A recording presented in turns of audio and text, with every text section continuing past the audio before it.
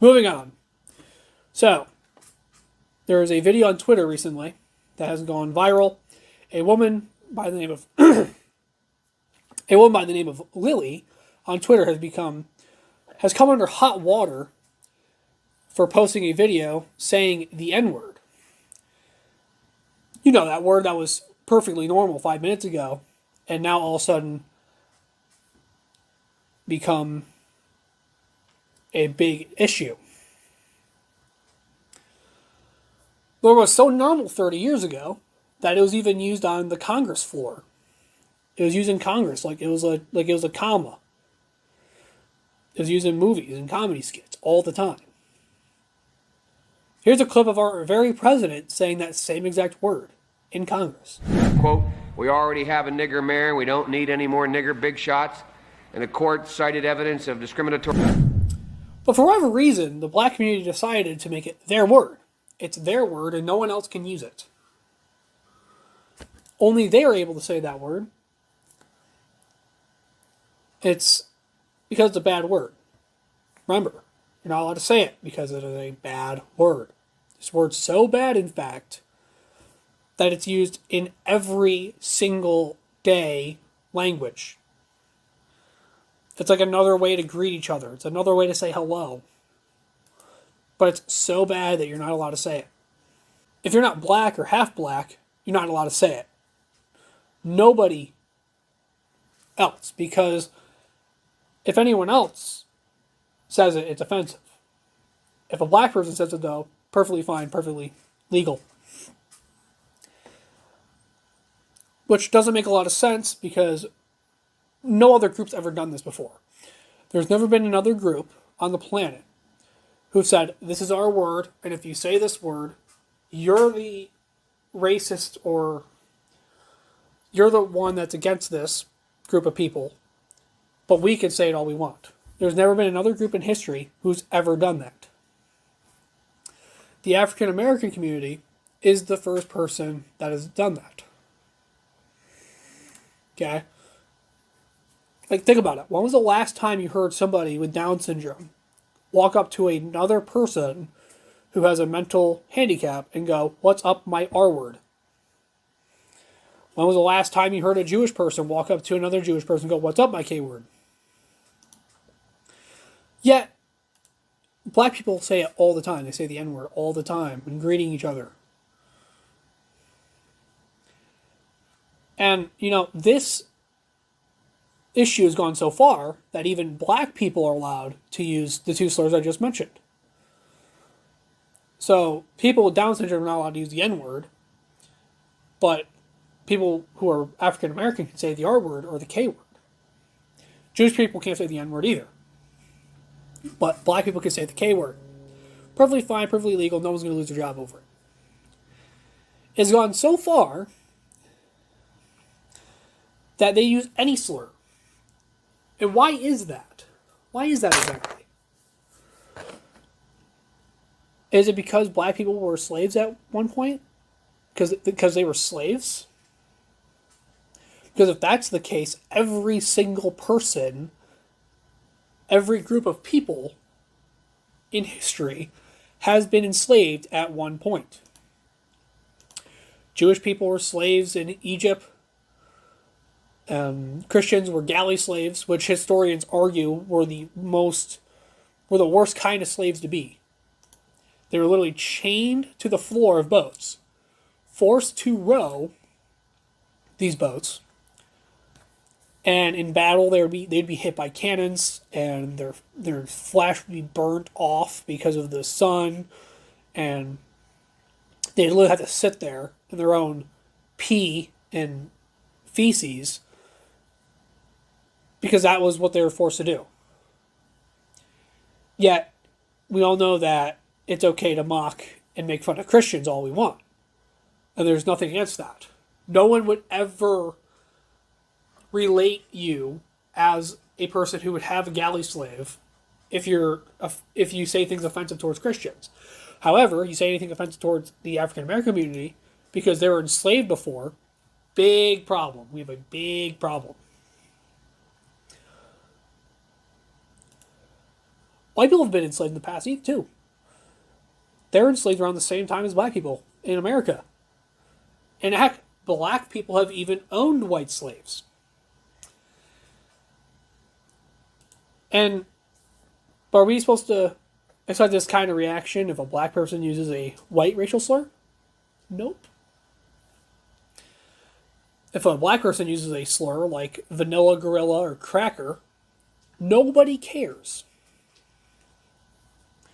Actually, there's a trend on the same platform that banned Lily for using the N-word, where black people go on and say, what's your favorite white slur? And they go on saying their favorite slurs against white people. But the double standards supersede that. A black man yesterday was recorded saying to a bunch of Jewish people that, quote, I wish Hitler was here. He would have wiped all of you out. I'm going to play that clip now. Well, you're killing people. You have nothing I wish Hitler was still here. Oh, how freaking nuts. I wish Hitler was still here.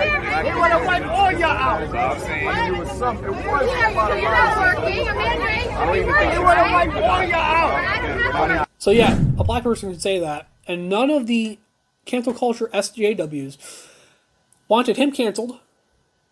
They didn't want him fired from his job. They didn't send him death threats. But the same can't be said for Lily. Many people have sent her very graphic death threats online for saying this word that everyone was allowed to say 5 minutes ago. I'm going to read some of these threats now for you.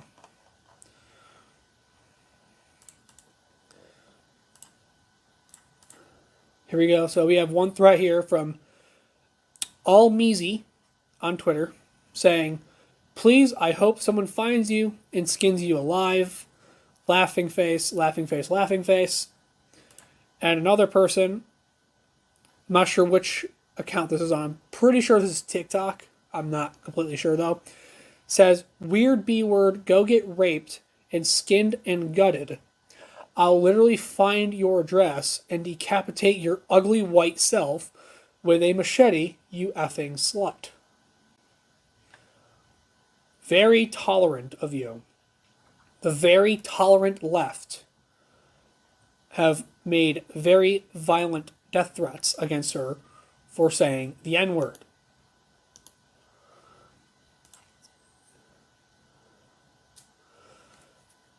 Now, I've seen some of her other videos, and I gotta say, I'm not a big fan of Lily. Okay? In a video posted around the same time, she said that theater kids and kids that watch anime are losers who never got laid in high school. As if it's a bad thing to not get laid in high school, and as if we should encourage kids to have sex. That is a deeply wrong thing. It's a morally corrupt way of thinking. She also made a post saying that the N-word was her favorite word. Let's see if I can find it for you guys. So she posted that video of a guy that says the N-word a lot. And she says that this is my favorite word, exclamation mark. So, yeah, not looking too great. As much as I'm not a fan of her, and I don't really care for her character, I still think it's hypocritical of the left to hold this standard on white people, but not the same standard on black people. Moving on to the last thing, an ISIS terrorist group has just killed a bunch of Christians. So, on June 7th of this year, the International Christian Concern posted images of members of an Islamic State West African province, or ISWAP, executed 3 Christian men in Borno State, Nigeria.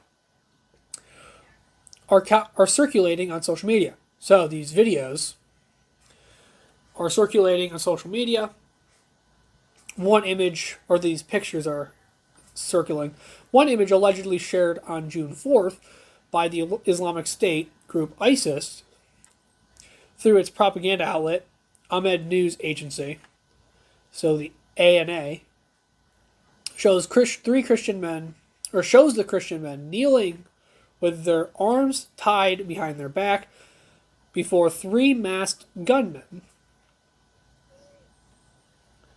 Another image shows the bodies of the believers falling to the ground under a cloud of smoke from the Islamic extremist machine guns.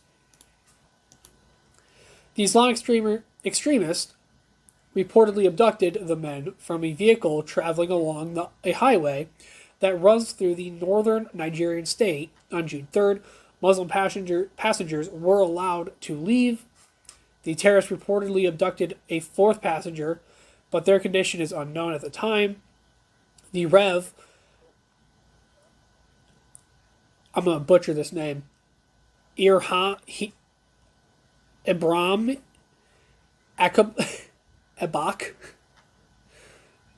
Abako, whatever.